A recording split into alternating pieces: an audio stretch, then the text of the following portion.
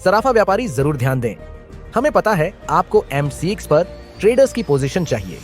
हमें पता है आपको सोने और चांदी रेशियो की जानकारी चाहिए। हमें पता है आपको मुख्य न्यूज और डेटा का एनालिसिस चाहिए। हमें आपकी जरूरत पता है। क्या आपको हमारा नंबर पता है? कमोडिटी ट्रेडिंग सिर्फ कमोडिटी समाचार के साथ। Investments in securities market are subject to market risks. Read all the related documents carefully before investing. ब्याज दरों में कटौती को लेकर फेड का फैसला आ चुका है, लेकिन अब सबसे बड़ा सवाल यह है कि गोल्ड सिल्वर के प्राइस पर इसका क्या असर होगा। बाजार में किस तरह के मूवमेंट देखने को मिल सकते हैं, एक ट्रेडर को क्या करना चाहिए, इस पर बात करेंगे कमोडिटी समाचार सिक्योरिटीज के को फाउंडर और रिसर्च हेड अंकित कपूर से। मैं हूं कमल शर्मा। अंकित जी, आपका स्वागत है मोलतोल में। जी नमस्कार सर। नमस्कार अंकित जी, फेड ने ब्याज दरों में कोई कटौती नहीं की है, अभी के लिए सब यथावत रखा है। गोल्ड सिल्वर के ट्रेड पर इसका क्या असर होगा? देखिए, सोने में अगर देखा जाए तो नए हाई की तरफ चलने आ गया है, $3055 के आसपास ट्रेड कर रहा है। अगर बात करें तो फेड ने कोई भी चेंजेस नहीं करे हैं। बिल्कुल सही बात है कि 4.5% जो इंटरेस्ट रेट था उसको सेम रखा है, लेकिन उन्होंने आगे आने वाले टाइम में ये बताया है कि इस बार वो 0.50 मतलब आधा % की कटौती वो कर सकते हैं।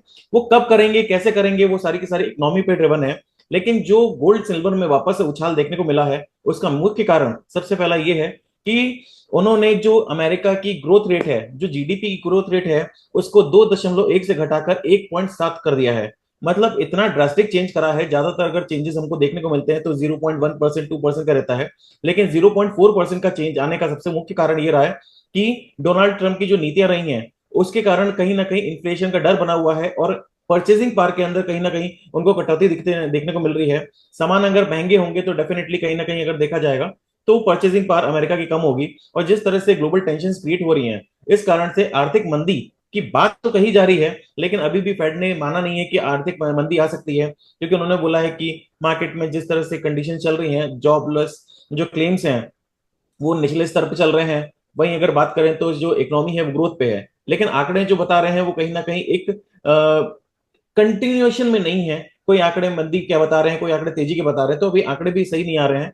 तो अगर देखा जाए तो ग्लोबल मार्केट में इस समय जो सिचुएशन बनी हुई है वो काफी अनसर्टेनिटी की बनी हुई है। तो इस कारण से गोल्ड के अंदर काफी तेजी बनी हुई है और हमने देखा है कि 3050 के डॉलर के ऊपर तेज चल रहा है। जी, आपने बताया जैसे कि भी बाजार चल भी रहा, $3055 प्रति ट्राई ऑन्स गोल्ड चल रहा है, तो क्या हम ये माने कि आने वाले समय में गोल्ड 1 लाख रुपए को भी टच कर पाएगा? बिल्कुल, देखिए आने वाले समय में 1 लाख रुपए का टच कर पाएगा, लेकिन 1 लाख रुपए बहुत बड़ा साइकोलॉजिकल लेवल है और अभी यहाँ से देखा जाए तो करीब करीब 11,000 पॉइंट M6 के अंदर अभी देखने को मिल रहे हैं।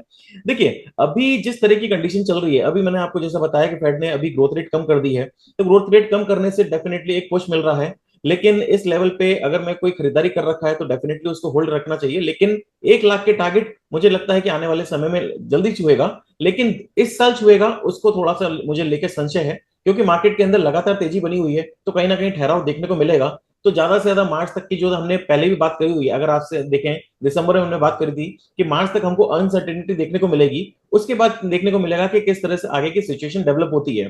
तो देखिए फेड की तरफ से आधिकारिक तरफ से अभी कोई भी कटौती की बात नहीं करी गई है, लेकिन यस कटौती अगर होती है तो डेफिनेटली गोल्ड सिल्वर प्राइसेस में एक अपसाइड मूवमेंट हमको देखने को मिलेगा और गोल्ड आने वाले टाइम में 1 लाख को जरूर पार करते हुए दिखेगा। जी अंकित जी, फेड की मीटिंग तो पूरी हो गई, लेकिन अब कौन कौन से डेटा है जिन पे नजर रखनी चाहिए बुलियन ट्रेडर को?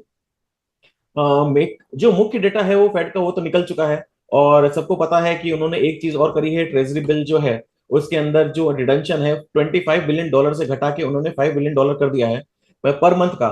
तो इसका ये सेंटीमेंट यही है कि मार्केट में जो अब सबसे ज्यादा जो सेंटीमेंट क्रिएट हुआ था रशिया वॉर यूक्रेन के बाद में, जो ट्रेजरीज के ऊपर उन्होंने बैन लगाया था, उसके कारण सबसे ज्यादा जो अब फेथ क्रिएट हुआ है वो हुआ है गोल्ड के ऊपर, कि गोल्ड ऐसी चीज है जो कभी भी लिक्विड है, कभी भी वो बिकी जाती है, कभी भी आपको अगर परेशानी है तो वो सेल आउट करने में आपको ज्यादा आसानी होती है। तो सेंट्रल बैंक्स ने भी अगर देखा जाए तो कंटिन्यूसली गोल्ड के अंदर खरीदारी करी है और ये खरीदारी करने के साथ साथ कहीं ना कहीं मार्केट के अंदर आप देखेंगे तो ये जो खरीदारी करी है इसके अंदर मार्केट के अंदर एक जो सेंटिमेंट बना है कि गोल्ड एक सेफ है, उसी कारण से ये सारी चीजें चल रही हैं। आपने बात करी डेटा की, तो डेटा के अंदर सबसे पहले मैं बोलूंगा आज का जो इंपॉर्टेंट डेटा है वो साप्ताहिक बेरोजगारी का डेटा है। उसके बाद जीबीवी की तरफ से जो ग्रेट ब्रिटेन है उनकी भी आज मौद्रिक नीति मतलब मॉनेटरी पॉलिसी आएगी, उसमें वो कितने चेंजेस करते हैं वो देखना रहेगा। लेकिन फर्क जो इस समय पड़ रहा है मार्केट को वो है यूएस की इकोनॉमी और डोनाल्ड ट्रंप के ऊपर। तो हमारा जो पूरा फोकस रहेगा वो आज यूएस के अनएम्प्लॉयमेंट क्लेम के ऊपर रहेगा। जी अंकित जी, गोल्ड के लिए शॉर्ट टर्म की प्राइस रेंज क्या रह सकती है? गोल्ड के लिए शॉर्ट टर्म की प्राइस रेंज जो है अभी तेजी देखिए चल रहा है, तो 3020 का एक सपोर्ट बना हुआ है। लेकिन 3020 का अगर सपोर्ट लेवल तोड़ता है, इंटरडे बेसिस पे तोड़ता है या आने वाले 2-3 दिन में तोड़ता है, तो मुझे $3000 से लेके $2980 के बीच में एक खरीदारी की सलाह रहेगी। और $2930 के नीचे पोजिशनल स्टॉप लॉस रहेगा। आने वाले टाइम में हमें 3090 तक के टारगेट्स देखने को मिलेंगे। तो ये अभी एक रेंज रहेगी। वहीं अगर एमसेक्स की बात करें तो एक शॉर्ट टर्म में जो कल का लो है 88,400 उसके नीचे अगर जाता है तो हमें वापस से एक करेक्शन 87,800 से 87,600 तक देखने को मिलेगा। वापस से वहां पे खरीदारी की सलाह रहेगी। और जो पोजिशनल स्टॉप लॉस रहेगा वो 86,500 का रहेगा। आने वाले टाइम में हमें 90,000 से 92,000 तक के टारगेट देखने को मिल सकते हैं। सिल्वर के लिए भी आप प्राइस रेंज बता दीजिए। सिल्वर के अंदर देखिए पॉजिटिव ट्रेंड बना हुआ है। मैंने आपको जो पहले भी हमने बात करी है 33.40 से कंटिन्यूसली हम लोग आपको बाइंग दे रहे हैं। पुरानी बाइंग अगर देखा जाए तो वो काफी टाइम हो गया तो उसको अभी छोड़ते हैं। नई बाइंग ये है कि अगर कोई गिरावट मिलती है और 33.30 के आसपास मिलता है तो वापस से एक बाइंग अपॉर्चुनिटी क्रिएट होगी। एमसेक्स के अंदर बात करें तो पिछले हफ्ते के जो लो है 96,000 का, वो मुझे लगता है काफी क्रूशियल है और उसको तोड़ना थोड़ा सा मुश्किल रहेगा। उसको तोड़ता है तो फिर आगे के लेवल्स हम समझेंगे, लेकिन मुझे लगता है कि अगर कोई गिरावट मिलती है तो खरीदारी की सलाह रहेगी। और वही 1,02,000 के लेवल्स हैं जो एक मेजर रेजिस्टेंस बना हुआ है। 1,02,000 को क्रॉस करता है तो आने वाले टाइम में 1,03,500 से लेके 1,04,200 तक के टारगेट देखने को मिलेंगे। आपका कोई डिस्क्लेमर अंकित जी? मार्केट में कोई हमारी पोजीशन नहीं है और जो भी मैंने आपको बताया वो सारा का सारा अनबायस्ड है। मार्केट्स में हम लोग क्लाइंट्स को ट्रेड देते हैं, अगर इस टाइप की कोई पोजीशन होती है तो उनकी हो सकती है। जी, आपका धन्यवाद, शुक्रिया अंकित जी।